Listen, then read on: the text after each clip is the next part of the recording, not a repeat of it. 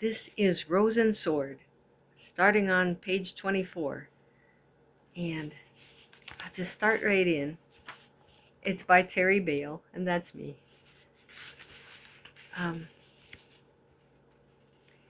To be sure, our ability to see with our minds has got to be one of the finest capacities on earth. And maybe that's why God got so mad at images back in the Old Testament. I've wondered about that for a long time. How come he got so mad at idolatry? And here I put between dots, dotted lines, dotted line, and then all the details that not everyone could handle the details, and then another dotted line to go back to the general ideas of Rose and Sword. But I'll read it to you, at least most of it. Here it comes. I think I see now. He gave us such a remarkably detailed and delicate and versatile and valuable gift when he gave us this light table for picturing and plotting visible and invisible realities, that it probably just makes him mad as all get out to see us use it for imagining destructive things and for creating concepts of mangled, mixed up non-realities and damaging and wasteful foolishness. It can be understood that this would be especially irksome to him when you consider that we humans can't create anything from nothing. So it's always good, reasonable stuff from God that we dissect, cut apart and damage and reassemble on that light table. And then, when we finish the thing to the best of our ability, still our creations can't live and breathe, nor can our mechanisms function beyond the usual quality of sword stuff, being hard and flat and cold, with the usual potential for being hoarded and being used for destructive purposes. So it's no wonder he warns us about idolatry, because it unnecessarily takes our attention, messes up our light table, and dishonors him. By the way, I guess I call it a light table because you can set things on a table and it will hold them there decently while you work on them. And light has a lot to do with our perception and understanding of ideas, and adding to and rearranging those ideas, like when we learn more bits of history or geography or mechanics, etc., to fill in the blanks between what we've already learned, feels kind of like working with light by projecting new ideas, picturing them, or photographing them on that same screen. Perhaps it's more like assembling 3 or more dimensional light models of the concepts we are considering, and then modifying and manipulating those models to see how they work, or how they might work if we've got enough of the dynamics correct. Anyway, that's why I think of it as a light table.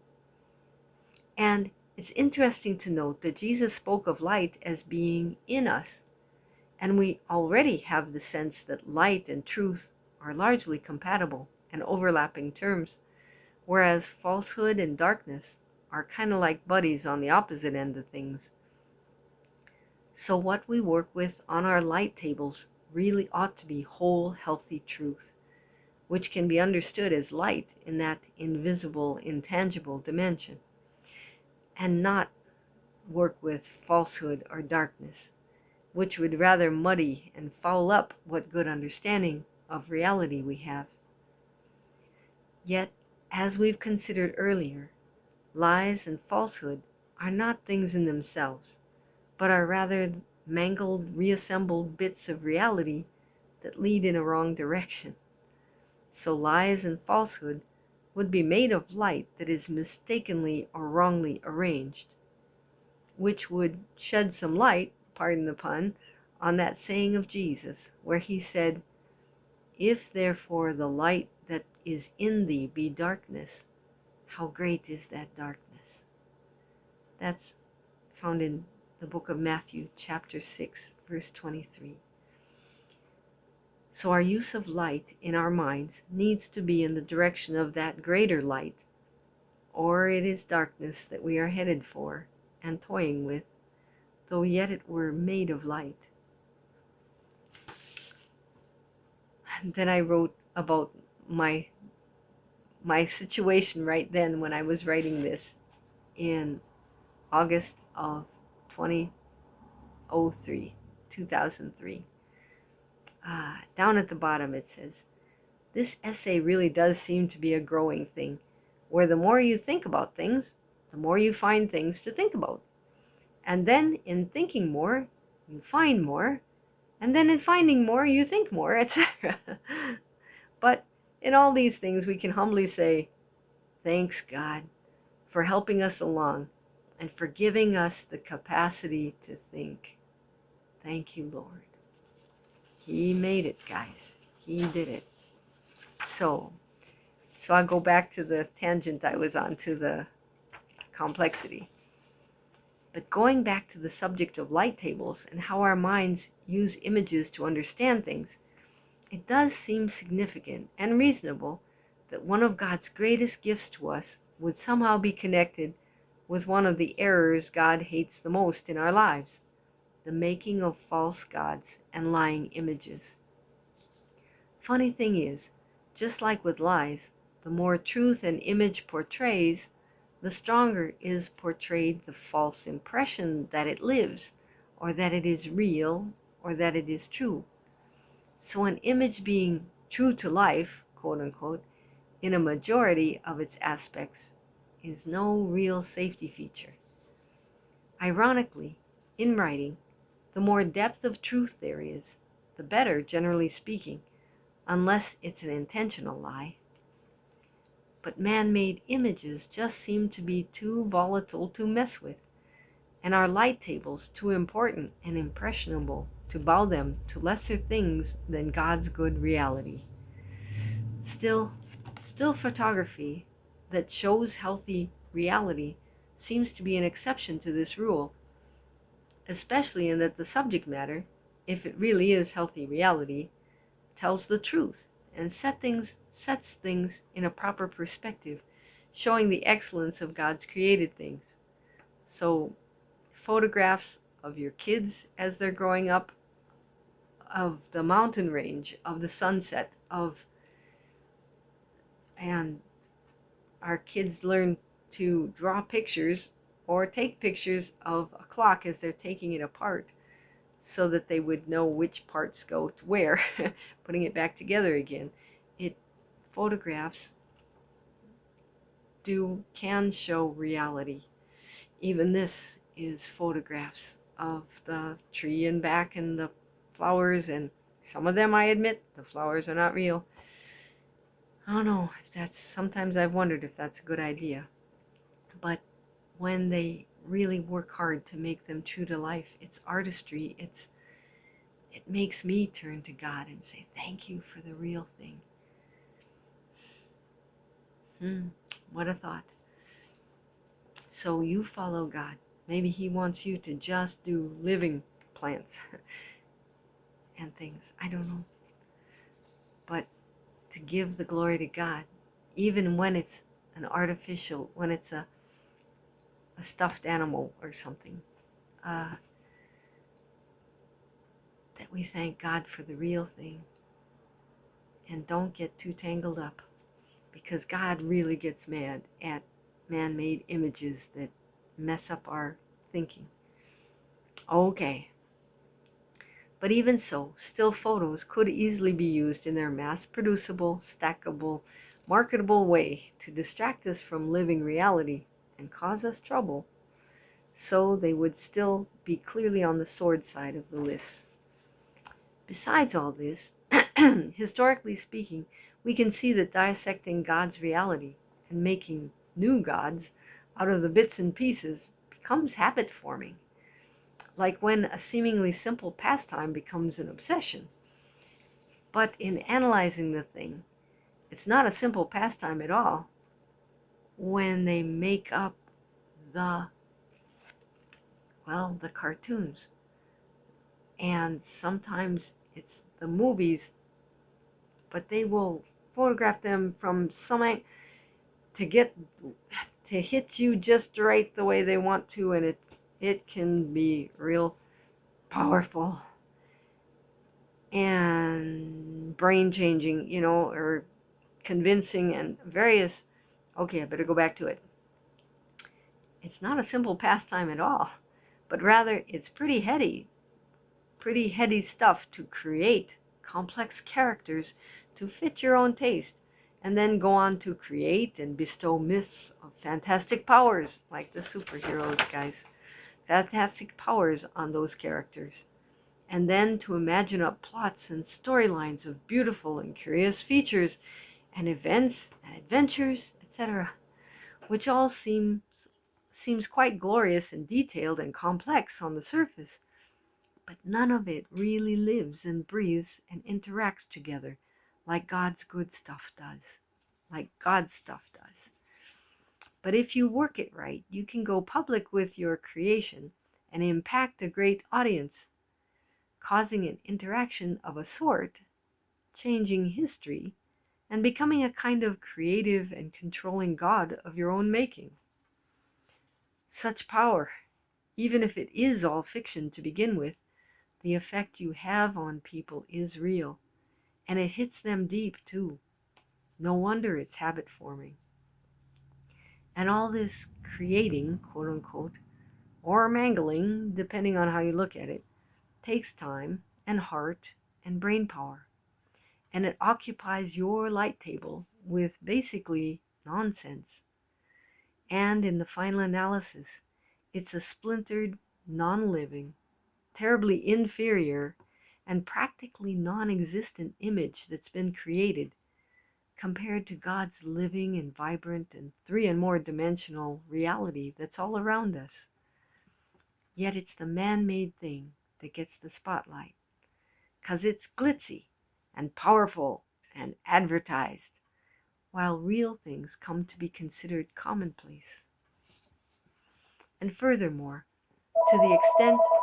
Oh, that's the telephone. Hold on a second. There, that was my husband calling. But I didn't stop to memorize where it was. Ah, there.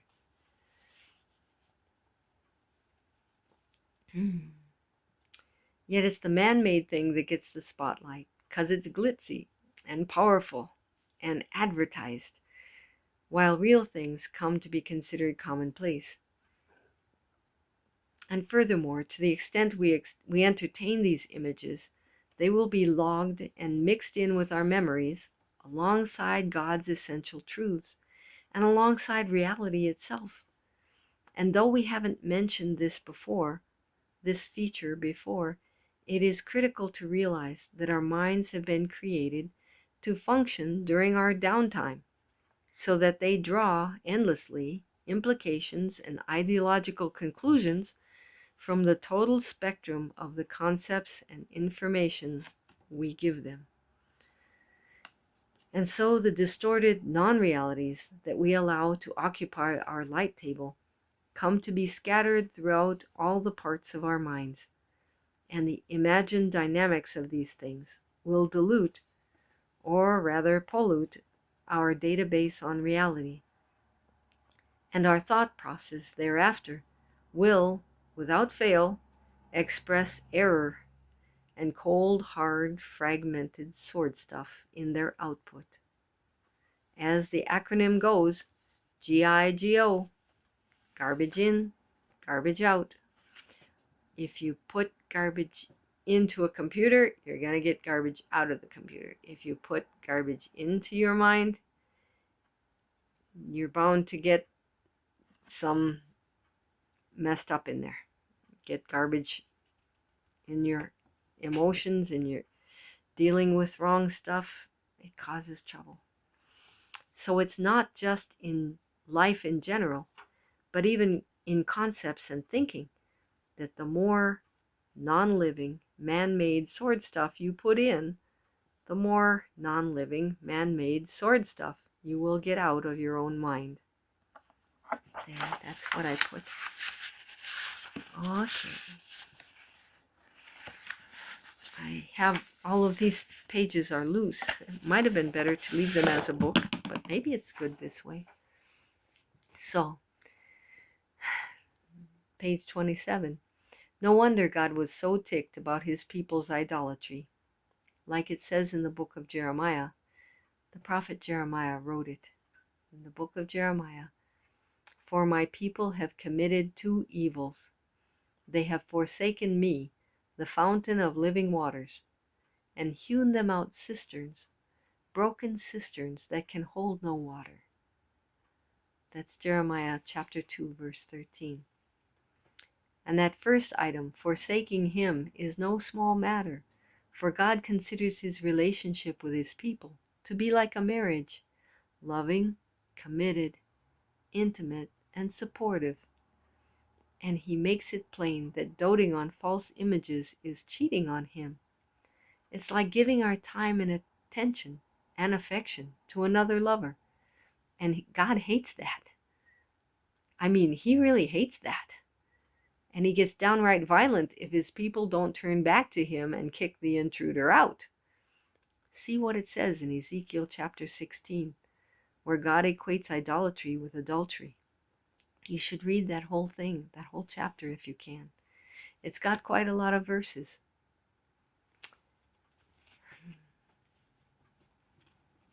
And I quoted a lot of it here. But it would be better if you go and read it. That is Jeremiah chapter 16. And I quoted more than 10 verses.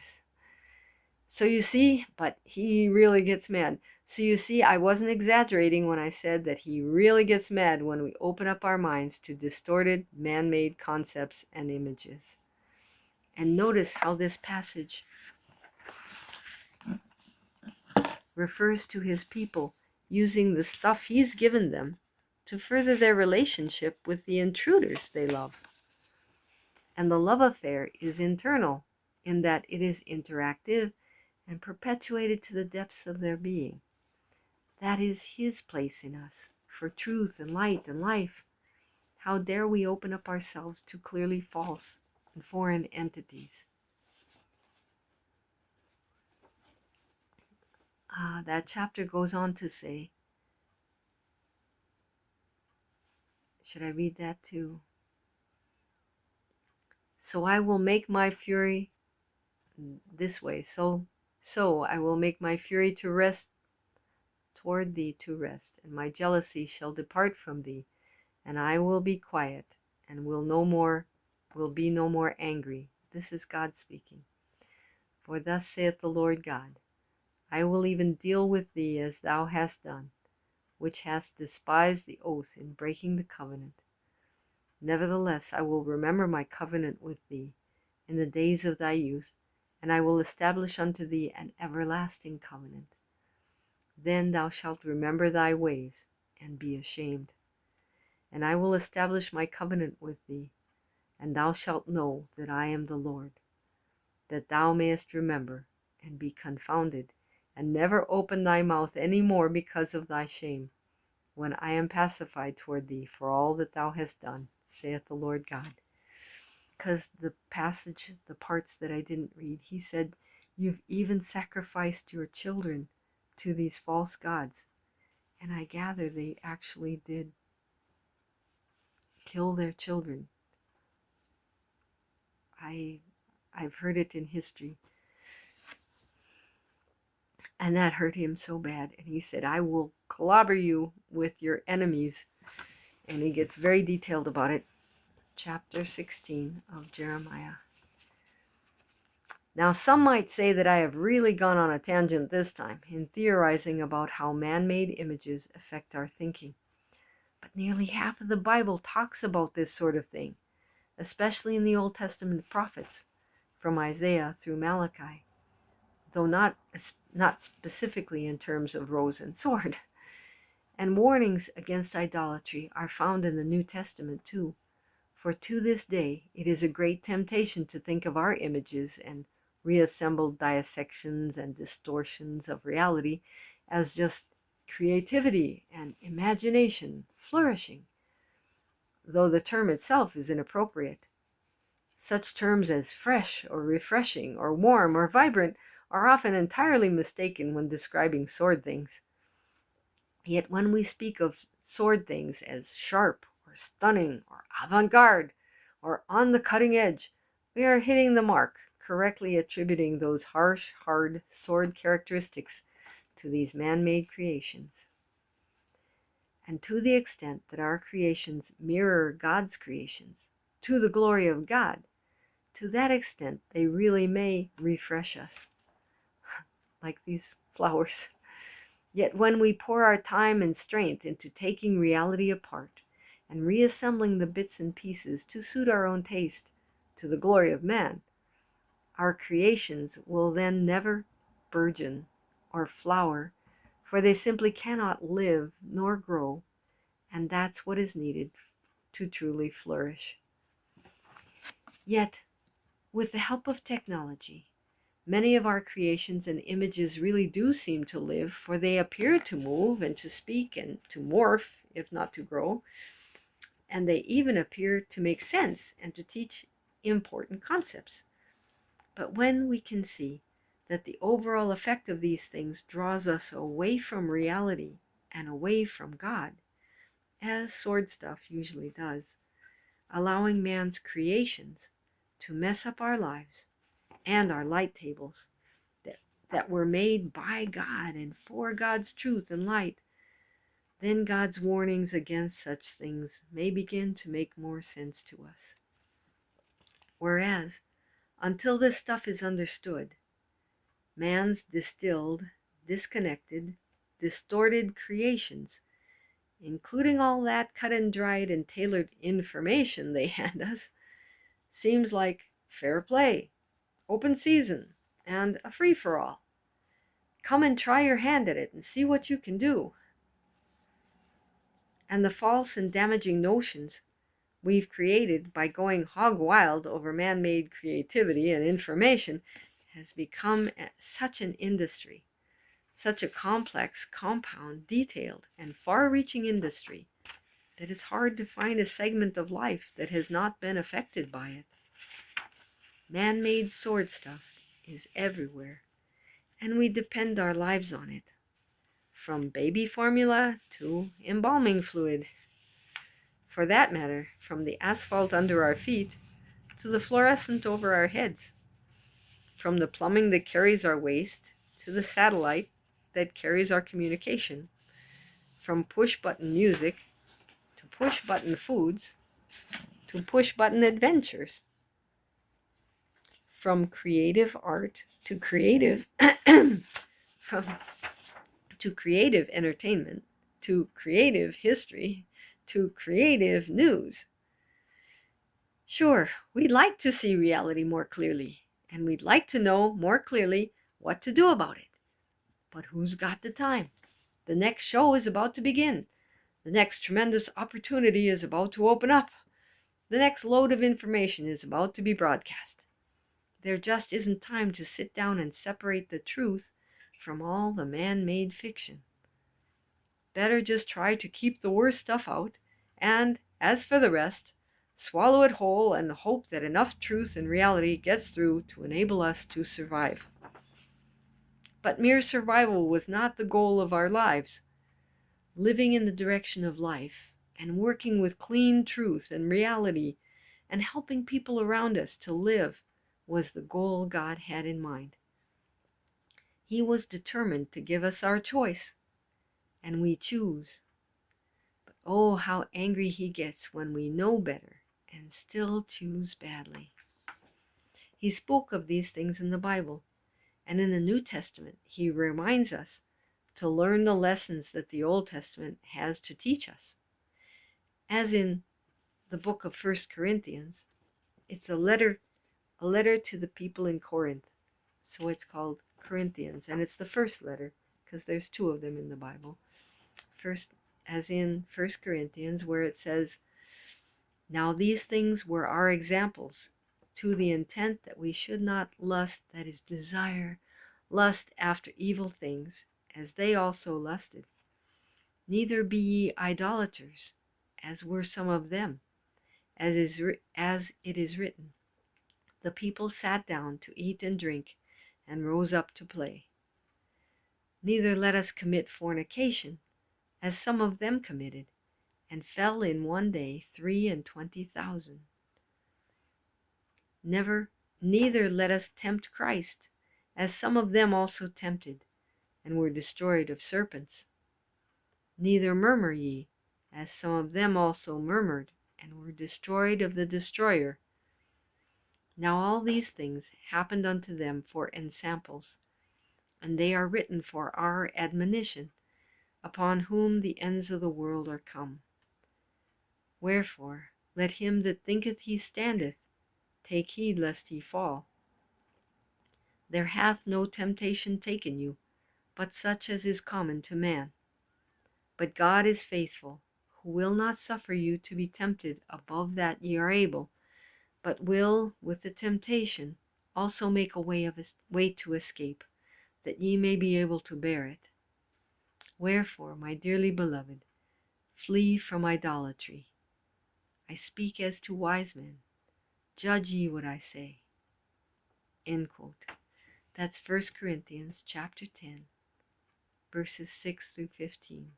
That's the one I tried remembering earlier. And in 2 Corinthians it says, what communication hath light with darkness?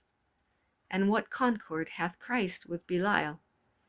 And what agreement hath the temple of God with idols? For ye are the temple of the living God, as God hath said, I will dwell in them, and walk in them, and I will be their God, and they shall be my people. Wherefore, come out from among them, and be ye separate, saith the Lord, and touch not the unclean thing, and I will receive you, and will be a father unto you, and ye shall be my sons and daughters, saith the Lord Almighty. End quote. Quote again. Having therefore these promises, dearly beloved, let us cleanse ourselves from all filthiness of flesh and spirit, perfecting holiness in the fear of God. That's 2 Corinthians chapter 6, verses 14 through 18, and chapter 7, verse 1. I'm thinking, there. The message detailed in that long tangent between the dotted lines is this. When we spend our time and energy on distorted man-made images, even if those images partly imitate God's created things, we lose touch with the pure goodness of reality, and our thoughts and our behavior are affected, and our lives begin to head for damage and death. And all this dishonors God, the great Creator, and we lose that necessary closeness with Him that brings life to us, pours life through us, and enables us to grow on into life for eternity. Which makes you wonder then too, if pouring holistic medicine, or even whole foods, into an unwhole, sword-saturated life will do any much good. Pardon me that I'm so blunt. It's just that truth, quote, truth will stand scrutiny, unquote. That's a famous quote. Truth will stand scrutiny. So you can look at it really good and hard, and it's going to hold steady. And falsehood masquerades as truth far too often to take all things at face value, to not scrutinize. The rose side is a great benefit to all, no doubt. But we need to seriously work with life on every level in order to really live. But let us also note, it's not just individuals that are in danger, but look at our society. In general, as a people, we knew God. The birth of His Son, Jesus, is our most celebrated holiday. Yet we've admired and gone after sword stuff till it's pouring out of our ears, filling our houses, warping our institutions, and spilling out into the streets. And see what kind of massive death has been promoted through the man-made highs and thrills of consumerized drugs and sex and sports and violence and power and glory and gluttony and fame. And don't forget that even such sought after valuables as education and position and artistic ability, etc., if they have no real connection with soft, warm, growing, glowing, health-giving, reproductive life, are just as cold and empty in the end as all those other fast tracks to destruction and death that hit the headlines. So it's not so much of a tangent after all. God's warnings against idolatry give us God's perspective on our love affair with sword stuff. God is intent on us learning that when we live our lives loving man-made creations and concepts, we cannot rightly live, nor rightly love Him.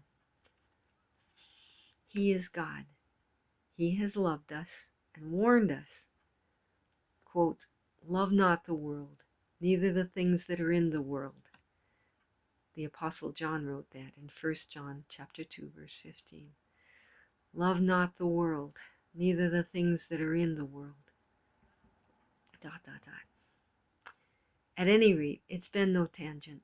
It's right at the heart of these rose and sword considerations, and right at the heart of what's going on in our lives presently. We are either using our tremendous God-given capacities for life and toward life, or we are toying with death. Such are our choices. So, guys,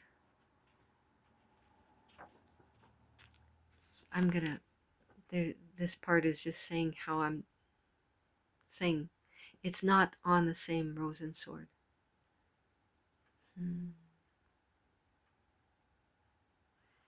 I guess this would be a good place to take a break. I could feel badly that these things that we've been talking about are difficult and tough and not simply delightful. But then we didn't start on this jaunt only for the fun of it, but to learn something. If the lessons aren't small and insignificant, but large and important, who's to complain? David wrote, quote, "Behold, thou desirest truth in the inward parts, and in the hidden part thou shalt make me to know wisdom." That's Psalm 51, verse 6. So if truth goes right to the heart of things, and right to the heart of us, I guess it shouldn't surprise us. It's been that way all through history. As David also wrote in that same psalm, quote, "Wash me thoroughly from mine iniquity, and cleanse me from my sin. For I acknowledge my transgressions, and my sin is ever before me. Against thee, thee only have I sinned, and done this evil in thy sight, that thou mightest be justified when thou speakest, and be clear when thou judgest." End quote. And then also, "Create in me a clean heart, O God, and renew a right spirit within me." That's found in Psalm 51. So calling out to God for cleansing and healing after falling and breaking are part of life for us humans. The Bible is chock full of this one message, that God is there for us as our Maker and Lord, and He wants to be our husband and friend, to heal and to help us, and to tenderly care for us. If only we'll get rid of all our false lovers and love Him with all our hearts and souls and minds and strength, and love our neighbors as ourselves, as we should. Blessed be the Lord. And when I speak of false lovers, I mean, guys, the superheroes, but also many of the characters invented. They don't have to come on a stage anymore. They go on a stage, take a picture, and then send it to all. But these things are man-made, made up. How much are they real life, and how much are you in danger of putting in errors? So you understand. So blessed be the Lord. Then at the bottom of this page, and I'll stop here, 34. Oh, it's almost 35. There it is. 35 minutes. This is Psalm 145, verses 3, 4, 8, 9, 10, 18, and 21. Wow, I broke them all up. Well, 3 and 4 are together, 8, 9, and 10 are together, then there's 18 and 21. Here goes. And David wrote it, no doubt, I'm pretty sure. Great is the Lord, and greatly to be praised, and his greatness is unsearchable. One generation shall praise thy works to another, and shall declare thy mighty acts. And that's what we're doing right here. The Lord is gracious and full of compassion, slow to anger, and of great mercy. The Lord is good to all, and his tender mercies are over all his works. All thy works shall praise thee, O Lord, and thy saints shall bless thee. The Lord is nigh unto them that call upon him, to all that call upon him in truth. My mouth shall speak the praise of the Lord, and let all flesh bless his holy name forever and ever. That's in Psalm 145. I'll leave it at that. And, it's already 36 minutes. It took more than a minute to read. And I'll stop this sometime soon. Thank you for listening. Hey, it's gotten dark out there. It is sunset. And let's see, what time is it? It's about that time. Is that 8:10 or so? And so, thank you. Thank you. We'll talk to you later. Okay. Bye-bye.